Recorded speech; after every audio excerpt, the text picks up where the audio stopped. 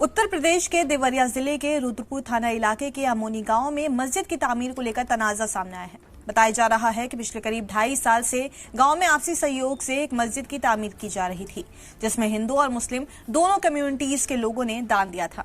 अब हाल ही में हिंदूवादी संगठनों ने आरोप लगाया है कि ये कंस्ट्रक्शन बिना इजाजत किया जा रहा है, जिसके बाद उन्होंने प्रशासन से शिकायत की।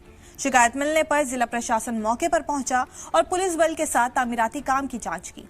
इसके बाद अधिकारियों ने फौरन कंस्ट्रक्शन रोकने के निर्देश दे दिए। बता दें कि मस्जिद बनाने का काम लगभग पूरा हो चुका था और सिर्फ छत डालने का काम बाकी था। काम रुकने के बाद कंस्ट्रक्शन से जुड़े शहादत ने बताया है कि कंस्ट्रक्शन का सामान भी हटाया जा रहा है। इस कार्रवाई के बाद गांव में सवाल उठने लगे हैं कि अगर कंस्ट्रक्शन अवैध था तो इतने वक्त तक प्रशासन को इसकी जानकारी क्यों नहीं हुई।